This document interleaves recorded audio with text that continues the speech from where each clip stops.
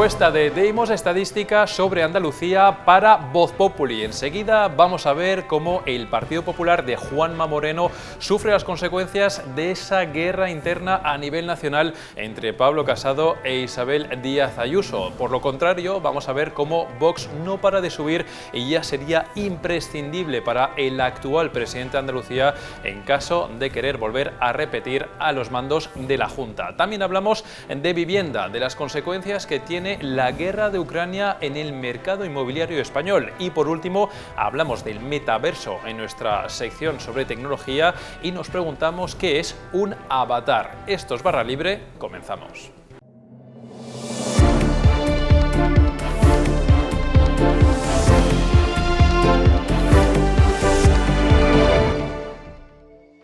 Y comenzamos esta edición de Barra Libre y lo hacemos analizando los resultados de la encuesta de Deimos Estadística para Voz Populi, que muestran claramente esos signos de debilitamiento del Partido Popular a nivel autonómico como consecuencia de esa guerra entre Pablo Casado e Isabel Díaz Ayuso, que como saben ha acabado con esa convocatoria de un congreso extraordinario en el Partido Popular. Vemos ya los datos de esta encuesta que, como ven, sitúa al Partido Popular con entre 38 y 41 escaños en las elecciones andaluzas que deben celebrarse el próximo otoño. Es un retroceso comparado a la última encuesta del mes de diciembre, hace 2 meses, donde el PP obtenía entre 44 y 46 escaños, es decir, cae casi 2,5 puntos de intención de voto hasta el 32,5%. Vemos, sin embargo, en Vox como el fenómeno es el contrario. De hecho, se multiplican por 2 sus resultados, donde antes obtenía entre 12 y 3 escaños, 2 meses después ahora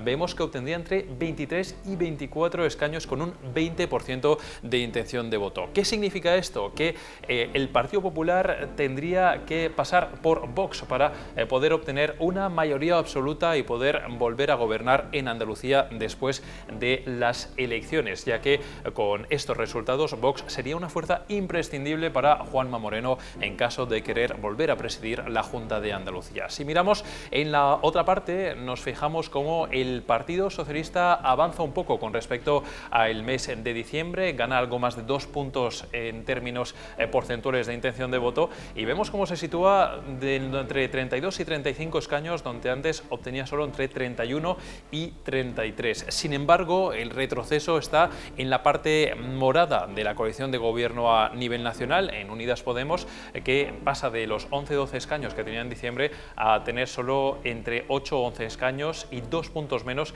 en intención de voto en esta situación. En cuanto a Adelante Andalucía, el partido de Teresa Rodríguez, vemos cómo obtendría entre 1 y 2 escaños un 3,46% de los votos. Y por último nos fijamos también en Ciudadanos, que prácticamente desaparece del Parlamento andaluz. El partido de Juan Marín, hasta ahora vicepresidente de la Junta de Andalucía, obtendría solamente entre 0 y 3 escaños. Vamos a hablar ahora de los líderes en Andalucía y vamos a ver la valoración de los principales políticos de las formaciones y vamos a ver cómo ocurre un fenómeno contrario bastante significativo con respecto a la horquilla que acabamos de ver, ya que vemos aquí cómo Juanma Moreno es, además de ser el líder más conocido, también es el más apreciado entre los principales, ya que obtiene una valoración de hasta el 6,43 sobre 10 puntos. Todo lo contrario que Macarena Olona, en principio en la que se va a presentar por parte de Vox, que vemos que es la menos valorada, solo 2,05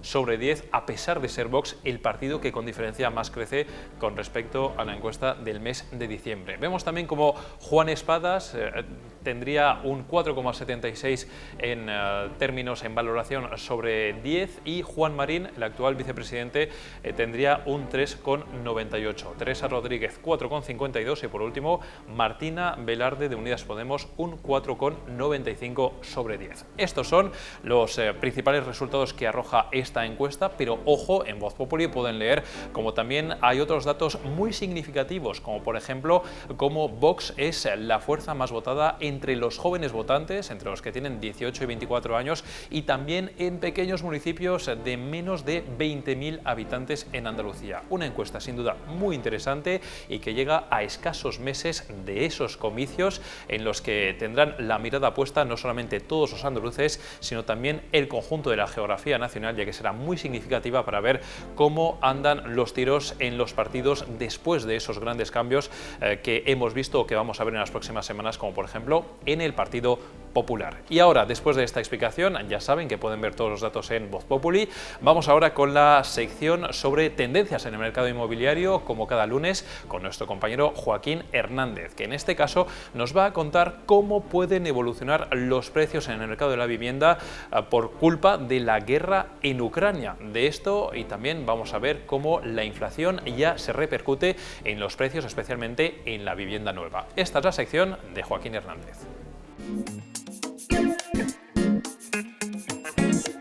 El conflicto entre Rusia y Ucrania también tendrá, al menos en el corto plazo, un impacto en el sector inmobiliario, en concreto un impacto en los costes de construcción. Y eso porque por las propias características del conflicto se presume un encarecimiento añadido al que ya venía teniendo lugar en los costes de la energía, con impacto luego en los costes de construcción que se trasladan progresivamente al coste de la vivienda. Antes de que estallara este conflicto, el consenso de los expertos era que estos costes de construcción empezaran a moderarse en el segundo semestre, moderación que ahora está más en duda que nunca. Antes de que estallara el conflicto, como decíamos, los precios ya estaban subiendo, ya estaban experimentando una tendencia al alza, los precios de la vivienda, sobre todo empujados por un alza también en los costes de la construcción. Un alza que tenía que ver con ese encarecimiento de la energía que empezó a prolongarse desde la segunda mitad del 2021 y por esa crisis de suministros que provocó la pandemia. De hecho, según cifras de Sociedad de Tasación, los costes de construcción residencial en el año 2021 en España subieron en un 15,6%. Hay otros elementos del mercado, otras fuentes del mercado que incluso elevan esa cifra por encima del 20%. Y a la vez, según Sociedad de Tasación, los precios de la vivienda nueva subieron un 3%, lo que implica que el aumento de los costes de construcción no se vuelca directamente en el precio, pero evidentemente sí que lo empuja al alza.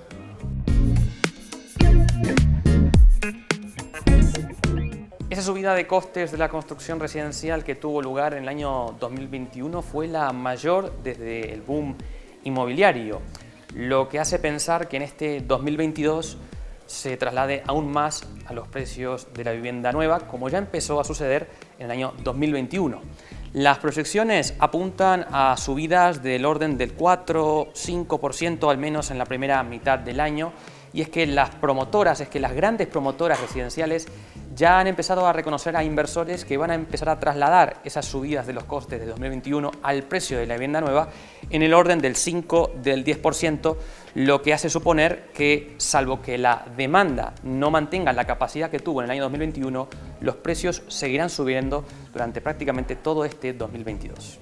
Y para acabar, como cada lunes, hablamos de tecnología. En el metaverso tendremos que tener un yo digital con el que poder relacionarnos con otras personas o con otras empresas. Nuestro compañero Marcos Sierra nos va a explicar lo que es un avatar. Con esto acabamos esta edición de Barra Libre y volveremos mañana con más contenidos.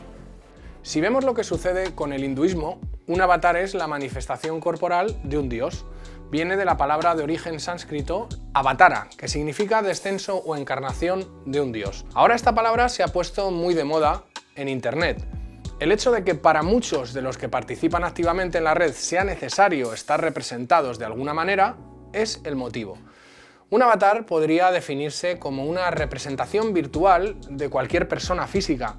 Con la llegada del metaverso será una palabra que se va a utilizar más aún todavía. El metaverso pondrá en contacto a personas virtuales con otras personas virtuales y también con empresas virtuales. Podrán establecerse relaciones comerciales como la venta de productos, tanto físicos como virtuales, y para que esto sea una realidad, los avatares son imprescindibles. Pueden ser reproducciones de nosotros mismos con nuestros mismos rasgos físicos o ser mucho más asépticos o indefinidos.